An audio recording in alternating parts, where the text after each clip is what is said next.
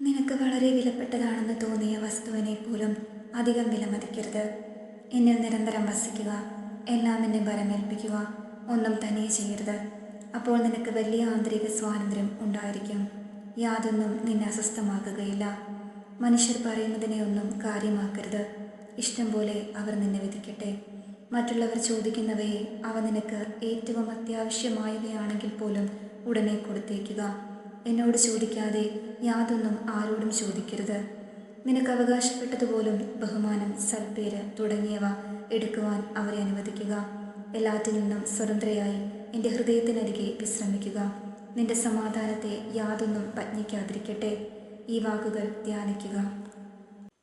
അവളോട് ഈശോ പറയുന്നതെല്ലാം മറ്റുള്ളവരുടെ നന്മയ്ക്ക് വേണ്ടി എഴുതുവാൻ അവിടുന്ന് ആവശ്യപ്പെട്ടു.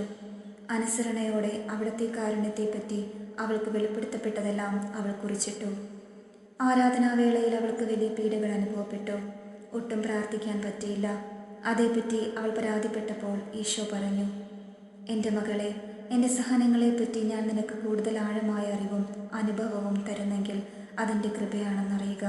നിന്റെ മനസ്സ് മങ്ങി സഹനം കൂടുമ്പോഴാണ് നീ എൻ്റെ പീഡാസഹനത്തിൽ യഥാർത്ഥത്തിൽ പങ്കുകൊള്ളുന്നത്. നിന്നെ ഞാൻ എന്നോട് അന്യൂപപ്പെടുത്തുകയാണ്. അപ്പോൾ എൻ്റെ ഇഷ്ടത്തിന് വിധേയപ്പെടുകയാണ് നിന്റെ ജോലി. ആന്തരിക ജീവിതത്തെപ്പറ്റി തന്നെ പഠിപ്പിക്കണമെന്ന് ഫൗസ്തീന ഒരു ദിവസം ഈശോയോട് യാചിച്ചു. അവിടുന്ന് പറഞ്ഞു, നിന്റെ ഹൃദയം എൻ്റെ ഹൃദയത്തെ പോലെ എളിമയുള്ളതും വിനീതവുമാക്കുക. നിന്റെ അവകാശങ്ങൾ ഒരിക്കലും ചോദിക്കരുത്. നിനക്ക് സംഭവിക്കുന്നവയെല്ലാം വലിയ ശാന്തതയോടും ക്ഷമയോടും സ്വീകരിക്കുക. നീ നിരപരാധിയാണെങ്കിലും നിന്നെ അപകീർത്തിപ്പെടുത്തുമ്പോൾ ഒരിക്കലും സ്വയം ന്യായീകരിക്കരുത്. മറ്റുള്ളവർ വിജയിക്കട്ടെ.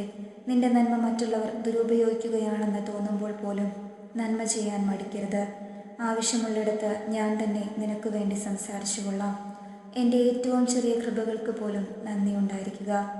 കാരണം നിന്റെ നന്ദി കൂടുതൽ കൃപ ചൊരിയാൻ എന്നെ പ്രേരിപ്പിക്കുന്നു.